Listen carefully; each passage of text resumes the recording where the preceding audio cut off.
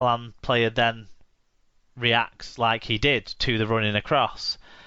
Do you know what I mean? It's Yeah, almost like it'd have to be 3 times as bad in order to as cancel either it of the and incidents cancel it together and to reverse it. cancel Yeah, out two indiscretions from Catalan. So I'm not sure. Both players got grade A's, and the most remarkable thing from this is Mickey McAlorum has obviously had a clean 12 months because that grade A resulted in no match ban. wow. Mm. Talk about having previous.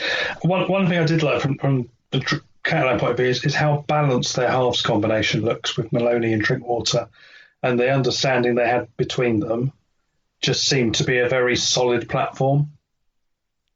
Yeah, they played together and they understood the jobs, but both of them could step in to do. Both of them knows that they can step in to run the play when it needs to happen, which you don't see from Wakefield right now. On the flip side of it, it's almost like maybe Miller's expecting Hampshire to be able to fulfil an equal role because Danny Brough would, but is not getting that. Whereas clearly Maloney gets to have that confidence in Drinkwater, and in this game certainly Yeah, did. yeah. I mean, the short kicking from Drinkwater for the first half in particular was just a masterclass in how to put that thing. And again, it was using the conditions. It wasn't trying to make anything too spectacular happen when the ball was going to be slipping and sliding and players were potentially going to be missing tackles because their footing wasn't set. It was very, very clever.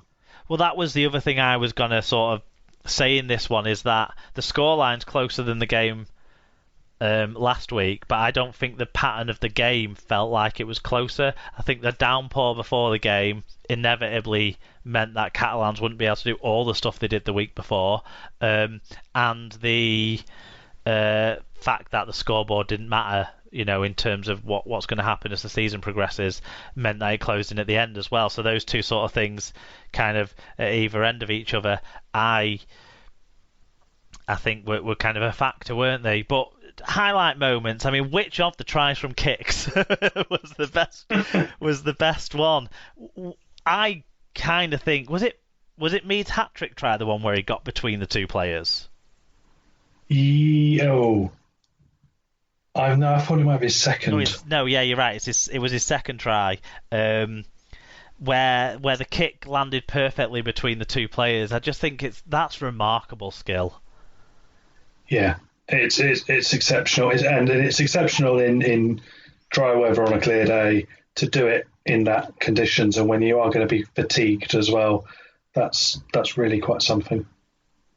Yeah, that a lot of tries from kicks. I like tries from kicks, but to an extent, it's a bit. I don't know. It doesn't seem sometimes as exciting as running plays with lots of passes and stuff. But when it's something like that pinpoint, that precise, and that well executed from the kicker and the catcher, the defence couldn't do much about it. I did feel sorry for the young kid in the centres. He was clearly outpowered and outmatched. Jack Croft. Yeah, unfortunately, and they had a lot of youth and disruption in that back line. Alex Walker coming back in for I think only his second or third Trinity appearance.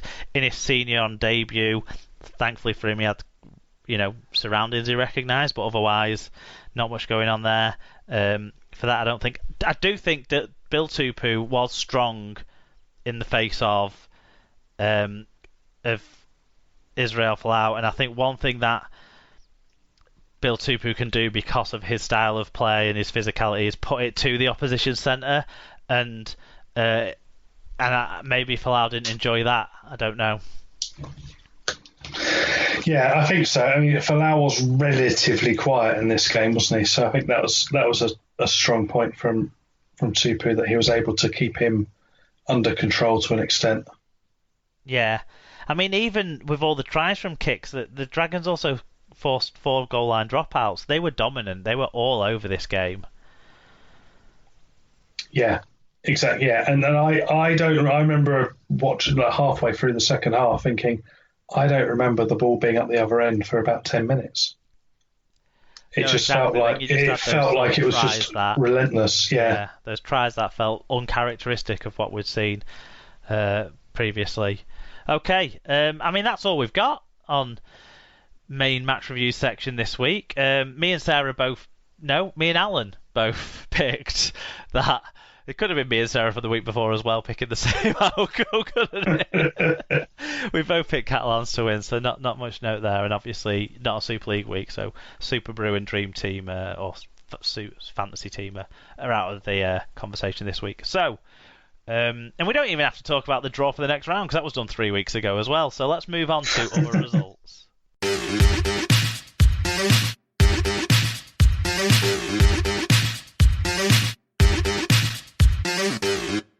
Okay, now on to the other results section, and it was round 15 in the NRL Down Under, and it finished the Eels 14, Storm 0.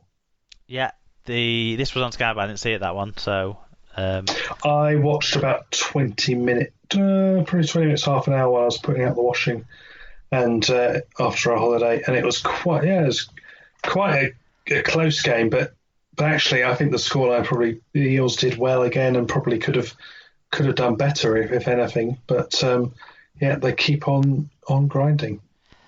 Yep. On to Friday, it was the Panthers 38, the Sharks 12. The Sharks without their key playmaker in this one, and the Panthers just keep flying. And Josh Mansell's starting to score tries at home again, which is nice for him. Yeah, the Chocolate Soldiers are marching on. In Brisbane, it was Broncos 24, Dragons 28, young Herbie Farnworth making 188 metres. Yeah, well done to him. And he's sort of been talked about as being in the England conversation as well, hasn't he, by Sean Wayne in the last week? Yeah, he's been added to the performance squad, which is fair recognition. Yeah.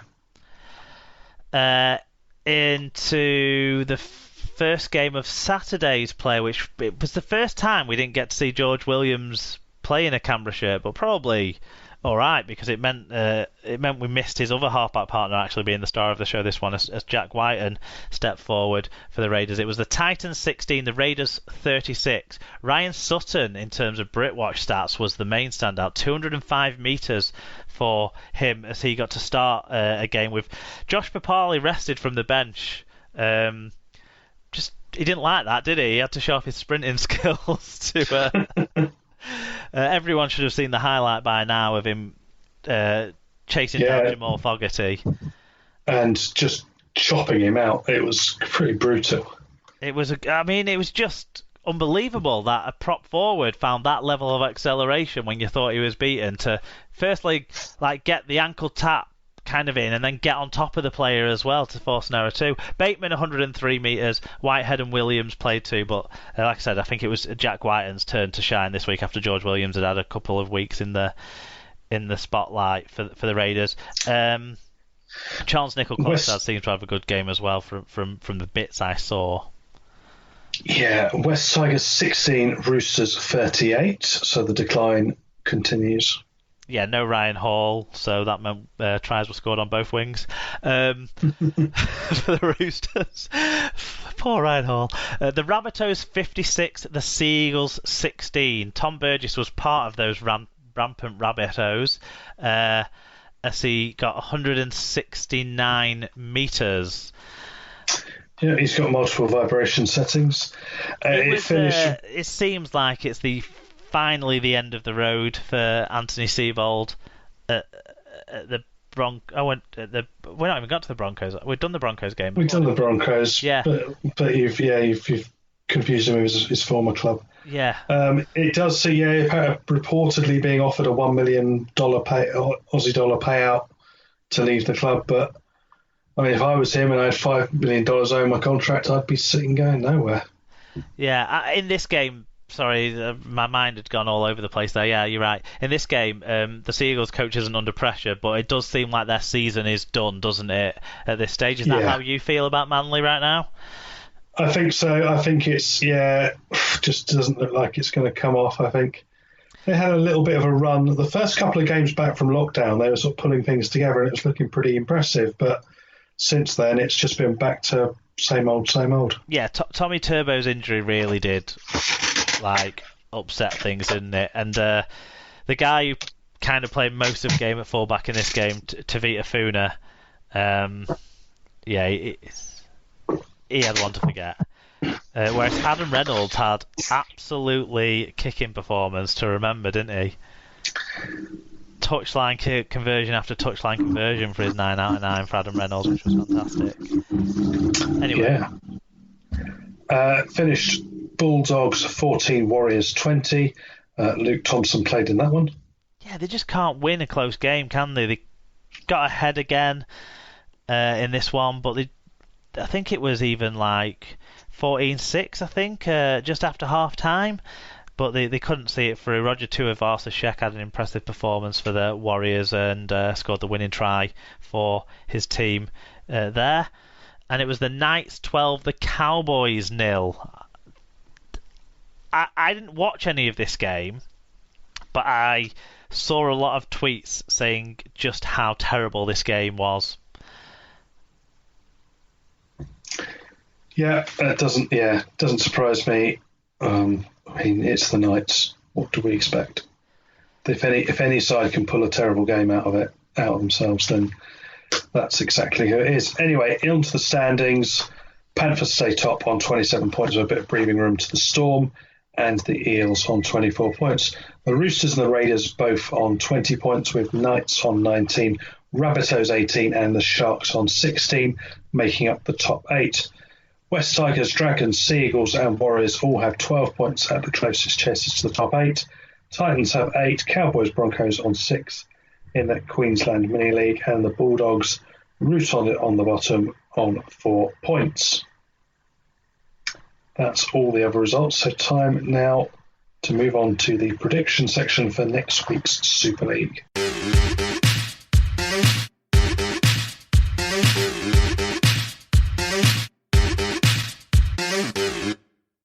And we're into round 10 of Super League. And a change from the originally listed fixtures in Super League. We didn't talk about that. Do you know what Papa John's not paying Super League any money and Jackson Hastings sitting in someone else's spa or something has done? It's made It's made everyone stop talking about the 2:30 kickoff. Oh yeah, which obviously isn't in this round, but it's to come in a future round, round 11 of Super League, a Thursday afternoon 2:30 kickoff. I guess we should maybe pass comment on that. I mean, for me, it's perfect because I work at home and I can just have it on whenever I like. So for me, sport during the day, bring it on. But I can see if you've got a proper job and you're out at work and whatever, or you're doing something that's a bit more societally useful, then not being able to watch your team when it's on is a bit of a kicker. Yeah, I mean, I actually booked that week off work, so happy days, because I've got time I need to use up. So there's a few things that week I had sort of need to get done. So it works out well for me personally. Sky are re-showing the game in full as if it was live at 10:30, but that's not the same when you're a fan of the two sides. And it's Salford and Castleford that are in that game that's going to be affected. And Castleford fans won't have seen their team play for 3 weeks, and then they have to sort of manoeuvre their day around and stuff. I hate watching my team on the telly anyway. I really struggle. Whereas, I can outlet the anger a bit more effectively, I think, when I can shout at people in the stadium. But I can't. I'm a bad watcher on TV. But I'd be even worse if I knew my team were playing and I couldn't watch them for whatever reason. And so I experienced it plenty of times with like the NFL, because I can't do the staying up until 5 o'clock and then going to work at like 9 o'clock anymore. I can't do that like I used to be able to do. My body just doesn't let me. But yeah, so I can appreciate why fans of those two clubs are upset. But at the same time, maybe it wouldn't have been televised at all otherwise. We have to sort of counter that in to the conversation. But yeah, hopefully we don't have to have too many of those, and if we do have them, people can put them on Fridays where maybe more people can organise early finishes, or I don't know, but hopefully